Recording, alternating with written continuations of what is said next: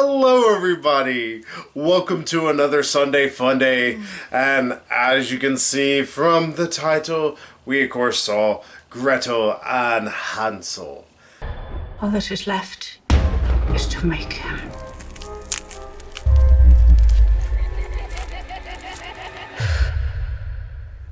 Delicious. Though I gotta say, that's kind of a weird name for it. Yeah. 'Cause I just constantly want to say Hansel and Gretel. Yeah, it flows a bit more. Yeah, like Hansel and Gretel, not Gretel and Hansel. But it's supposed to be a more feminist title in keeping with the Simple. supposedly feminist message. Yeah, we'll kind of get into that. Yeah. Quick thing I have to say early on, I was actually wrong about something and I wish to throw out a correction. I have been saying that this was supposedly being brought by the director of The Vitch.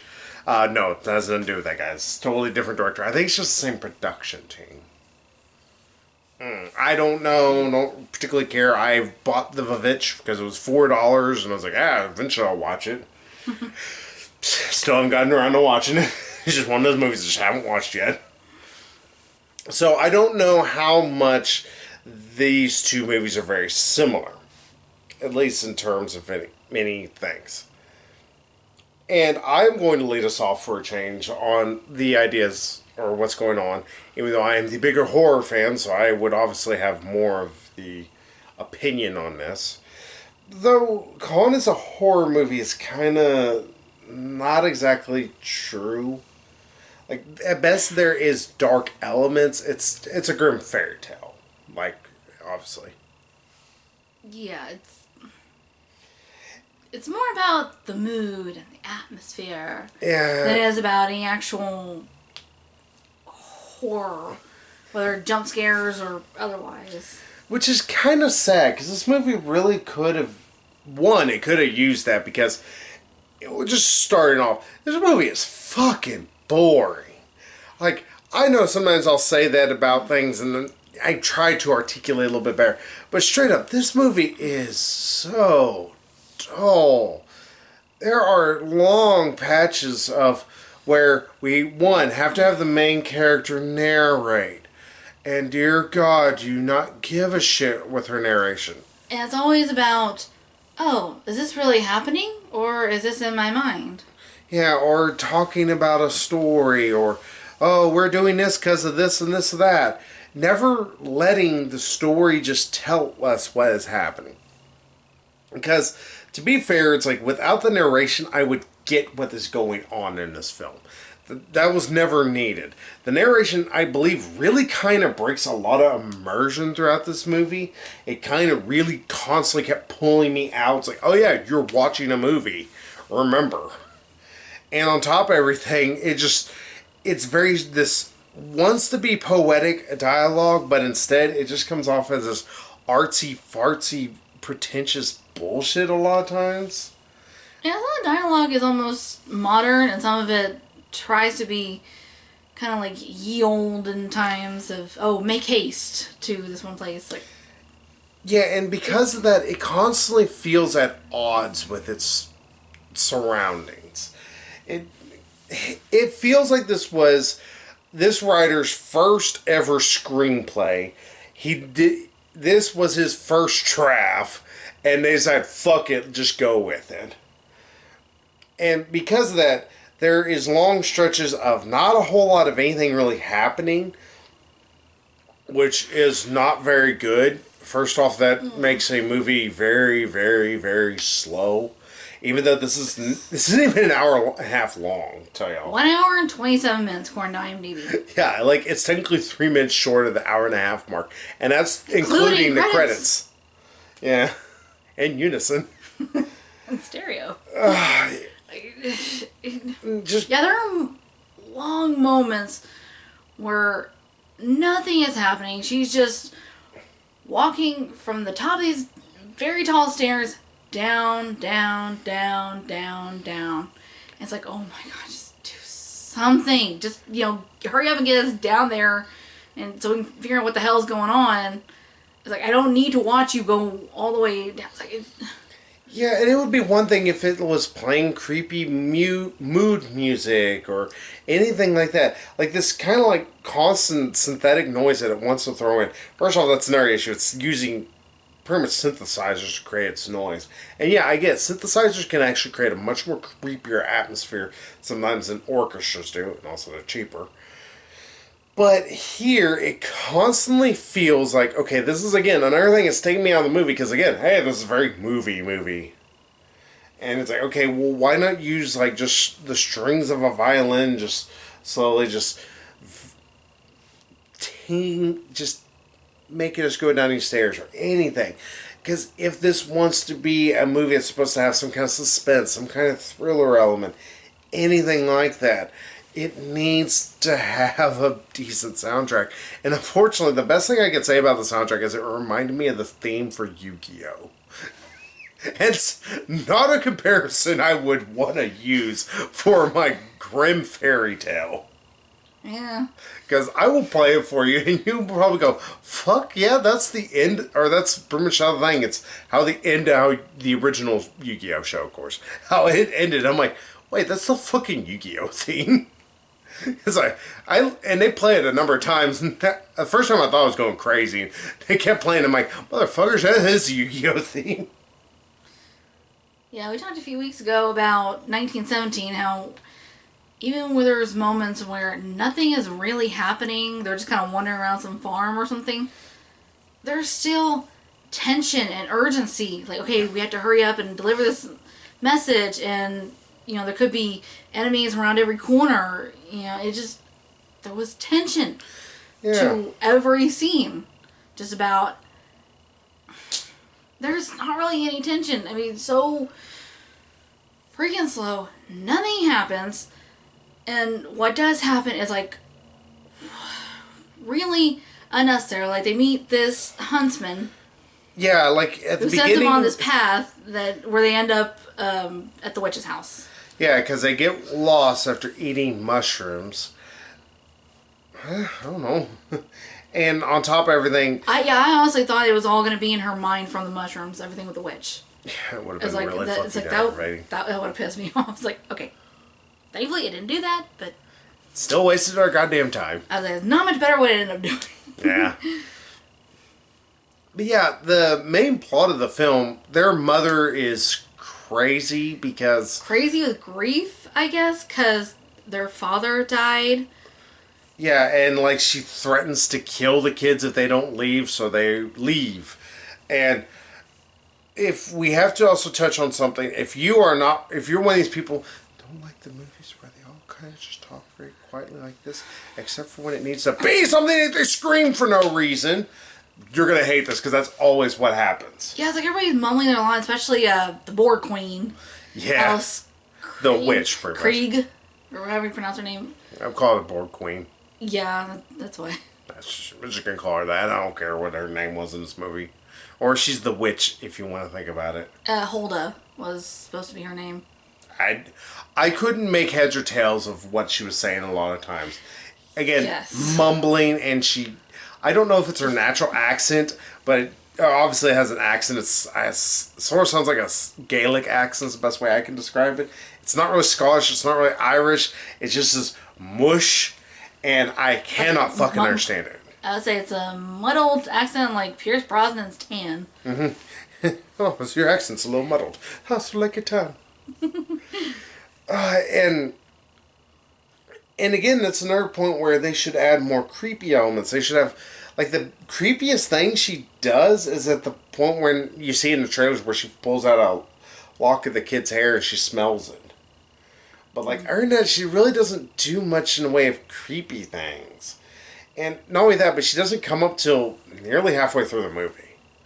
So it kind of leaves the film in this weird area where it needs to frighten us. Like, at one point, there's this ghoul, I don't know, that pops up and is trying to kill the kids. But this huntsman saves them and stops it from killing them. And gives them food and shelter for the night, and then the next day sends them on their way saying, okay, we'll go down this one path, and, you know, don't stray because you'll run into wolves, and, yeah, they may be charming, but they're not friendly. Yeah. And again, it's at that point I was beginning to get really annoyed with the fucking dialogue because I get the floweriness of what he tries to say. Like he says, Yes. like they may be charming, but they don't make for good Company or something. yeah, good company to talk to. I was like, okay, Yeah, good conversationalist. Yeah, I'm like, okay, movie, do not be doing this the entire time. And again, that's one of the issues. Like, it does that sometimes and doesn't.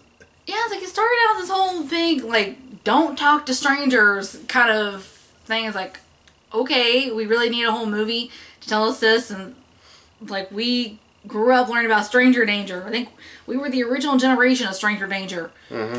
So. Hell, Winnie the Pooh taught it to us and told people not to touch our genitals. I wish I'm making it up, people. Things are weird. But yeah, and at that point they meet the witch and she gives them a lot of food.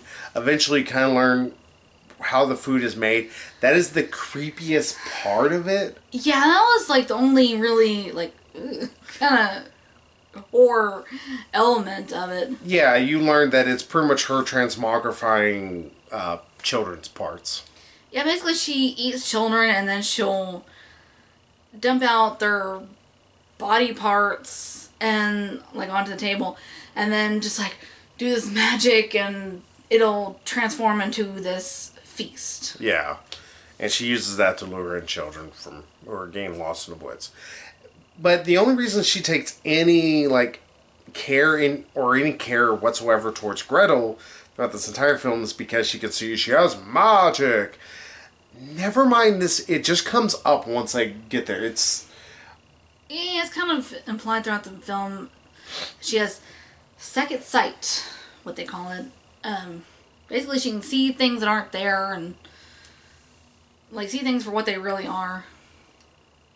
Which makes not being able to see what the witch is really confusing. I mean, she's suspicious at first, going like, okay, well, like, where's all this, meat keep coming from? Like, there are no animals around here, and also, she keeps providing us with fresh milk. Where's the cows? But also, it is one of those that you want to sit there and go, it's like, any normal human being would ask these questions, though. Mm-hmm. Anybody who's a slight bit cautious and the brother... God, annoying Hansel. little twerp that he is. I was like, oh, well, you're so scared of everything. You want to believe the bad and everything, but it's like, I think she's really good. And it's like... And all that is a setup near the end whenever the reverse happens. Whenever Hansel's getting scared, even though he hasn't had a reason to. There's nothing really freaky happening. It's just beyond... Except he sees a symbol on a tree and... Yeah, he sees... the witch out in the woods chanting something. Yeah, and it's like one is like, so now he's just all of a sudden, oh, I guess it is bad. And Gretel's like, fuck you, go out there and get eaten or something. And it's like, okay, you want to leave? Like, here, leave. Yeah, and again, it also has this issue where it constantly wants to flash in between dreams and not dreams. And because of that, it can make the movie a little difficult to follow. It does not help. There are long moments, again, to talk about its lameness, of nothing to fucking happen. Mm-hmm. So because of that, then whenever weird shit kind of does happen, or the plot is moving forward, you're like, okay, whoa, hold on, what's happening? Wait, is this real? What is the point here? And by the end, there's a massive exposition up. And when I say the end, the last 5 minutes of the movie, the witch pretty much just tells why everything is happening. Again, baby's first screenplay. Yeah, it kind of goes back to this story that's told at the beginning, before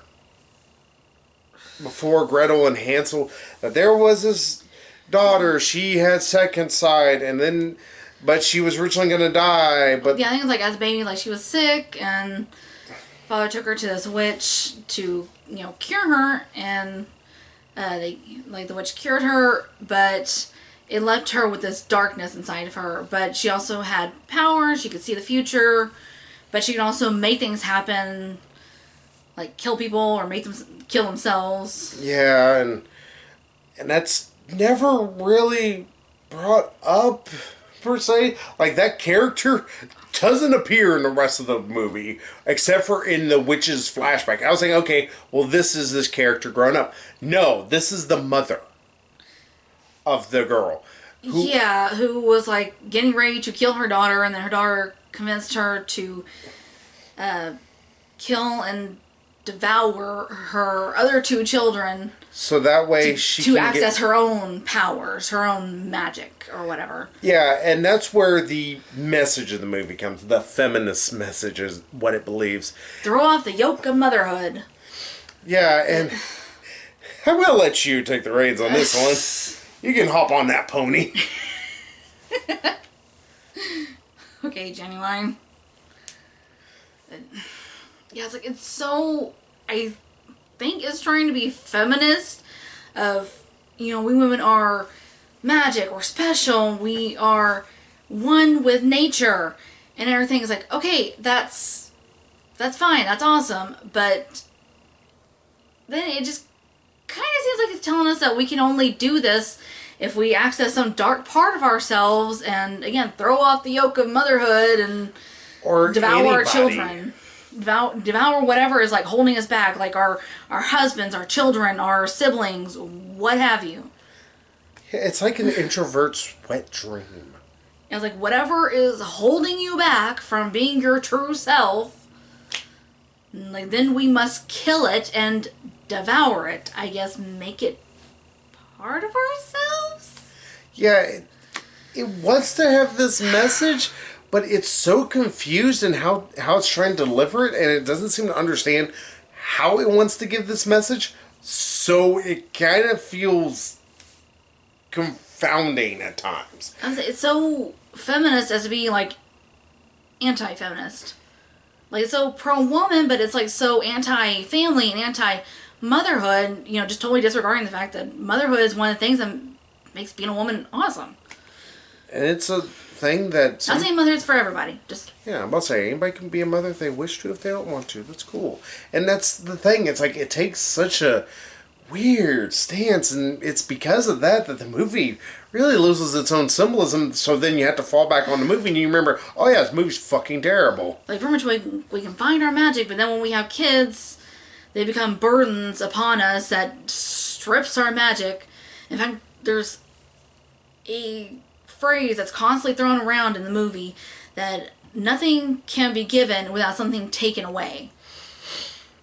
Pretty much like you can't get anything for free nowadays, but it's just, I think it's supposed to be symbolic of like you can't give life without having your magic, like whatever's special about you, taken away as you become a mother, as pretty much like all you are as that's your identity as a wife and a mother. It's like, no, nowadays that's not what we are.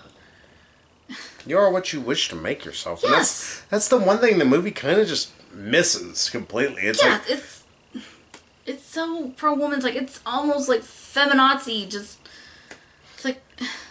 It's like hilarious, impossible levels of feminazi.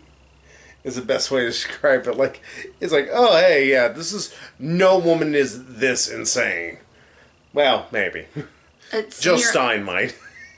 There's my one political joke. Some of your exes.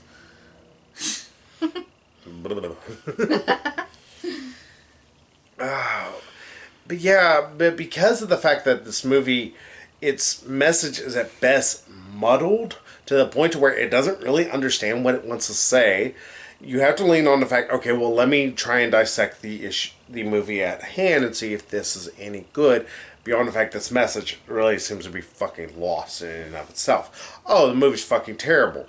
Not only is it, the dialogue is really fucking awkward at times. Like we said, it will wildly swing behind us, like, wants to sound almost like a Shakespearean play, to sounding just like normal stuff we'd hear amongst us, or you might hear in another, like, medieval type movie or anything. It's like they watched a Guy Ritchie movie and like, I'm gonna copy that style, but I'm not gonna do it well. And not only that, but another fucking issue. Dear God, turn a light on. I don't know what the hell is going on in this movie, but for some odd reason, there are some points where it's like, oh, well, it's supposed to be this creepy thing you're supposed to see. It's pitch fucking black. And I know some people are like, well, maybe it's the theater. No, because I've watched the trailers and it's the same way. There's a lot of pitch black shit and you can't see anything. Yeah, it's supposed to be atmosphere. Yeah, and it's stage you lose it. Can we turn on a light? Like, light a few candles, something. What? And I know they're trying to go for this realistic as it would seem from this. But it's already set in a fantasy land. Just let it be lit up a little bit better. Let me at least see this stuff. Otherwise, it doesn't feel like you're trying to set a mood. It feels like you didn't have budget to pay for lights. And why? I don't want to watch this. And that's the biggest problem, is the movie is kind of fucking unwatchable. Even though it's only an hour and a half long, it feels like it's 3. It's so mind-numbingly slow. I mean, like, just to even get to the damn witch's house. I mean, you have this scene at the very beginning where Gretel is seeking employment as, like, a housekeeper or something in this one guy's house. And he's pretty much interviewing her, and he asks her about her virginity. Yeah, and because... Okay, it's like, okay. And I was sitting there going, I know exactly where this is going to go. Oh, it went there, yep.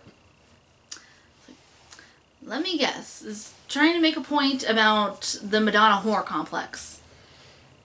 Very much. This whole movie just... Instead, the movie just drags its heels to actually finally get to a fucking point. Mm-hmm. I mean, it's like, you have that, and then afterwards, she's talking with the mom, and it's like, well, you know, you need to get out of the house and find employment elsewhere, and she's like, well, I will. And the mom goes psycho and grabs an axe and slams it on the table, and it's like, get out of this house, or I will chop you into little bits. Yeah. Like I said, it's one of those... It's like, huh? It kind of reminds me of Baz Luhrmann's way of how he likes to direct, or especially with Romeo and Juliet. Like, always when they were doing poetic stuff, they talked very quietly. But whenever it was the big emote. Yeah, but whenever it was the big, like, important lines I want to remember, they are shouting! And it's like, why are you shouting? Someone's life is in danger or something. Yeah. I am forsaken! This movie fucking sucks, y'all. Ugh. Yeah, I really could have done some subtitles like, what are y'all saying? Could have done with a better movie. Yeah, that too. So, what would you give Gretel and Hansel as a final score? Do you really have to ask? Yeah, because I put it up now in the video. Yeah, totally 10. I give it 11 if I could. No. It obviously it's 1. I give it lower than that if I could. The only thing that I could think that you'd want to go see this movie for is maybe you need to figure out a way to kill an hour and a half, but you also want to take a nap, but you can't do it at home. Yeah, it's a fucking 1. The movie sucks ass. There were some people in our theater who didn't even finish the movie. Yeah, like 3 older people down in front. They just like left and never came back. I don't blame them. I was like, oh, this is a movie to leave, but this movie it's too much of a helmet child to leave. Oh. But hey. Like, yeah, if we weren't having to review this, we probably would have just walked out like, nope. Done. Just, nope. See you later. See ya, Thea. Mm-hmm. When it won't be. Yeah.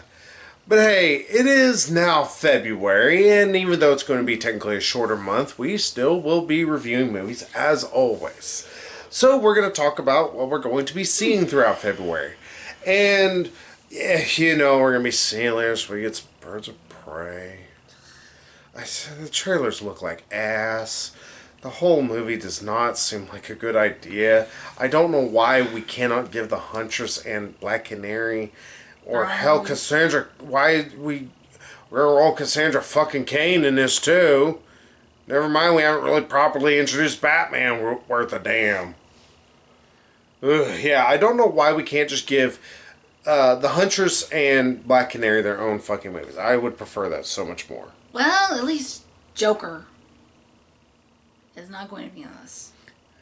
Yeah, instead, well, the only thing I'm looking forward to is Ewan McGregor looking like he is just coked out of his fucking mind. The movie's gonna suck, y'all. We do not have high hopes. I got high hopes. That's not a song popped in my head. For the Valentine's Day weekend, because everything's gonna be weird. We're gonna. I'll say if we're not busy celebrating Valentine's Day, we might go see Sonic. Oh yeah, we're gonna go see Sonic the Hedgehog. We're not gonna see Fantasy Island. In fact, this is the first. We just finally saw a trailer for it before this movie. Holy shit, does that look bad? That might be something I will watch like on my own just to give a review because I'm like, I want to see how terrible this could be. I've seen the trailer a couple times on TV, but I know you don't watch very much TV. I don't watch TV. It's like I have better things to waste my time on. As it's either movie channels, video games, or YouTube for this guy. Yeah, or pounding her pussy. Oh, I really hope my family's not watching this. Oh, God. Alrighty. Oh, God. Oh, I embarrass her. I really hope my parents are not watching. I'll link it to them and let them know. Alright, so for the 21st, I don't want to see The Call of the Wild. It looks kind of terrible. It looks like I'm going to be crying over a CGI animal? Yes. I don't want to see The Boy too. I haven't seen The Boy. Go watch Emma. Either one might make that like a Netflix evening or something. Emma looks bad. It looks like a shitty Jane Austen film. There hasn't been a good one in ever. So. Well, I like Sensibility. Eleanor has Colonel Brandon. The only way any of the Jane Austen movies would be slightly interesting is if they either just make them into a modern or make them into a... Actually, they didn't make Emma into a modern day one back in the 90s. Oh, you're talking about... Clueless. Yes and no. It barely... And also, Clueless sucks ass. Sorry, Clueless is a bad movie. Clueless. You would. Yes, I do. So, for the last weekend, we are either going to see The Invisible Man, most likely, or we're going to see Guns Akimbo. Because I love me some insane Daniel Radcliffe. And so it's kind of hard to not make me see it. Invisible Man looks mitigating, at best. His bad thing is that we have seen the entire movie in the trailers. Mm-hmm. Like, it shows us even how the movie's kind of ending. I'm like, well, thanks.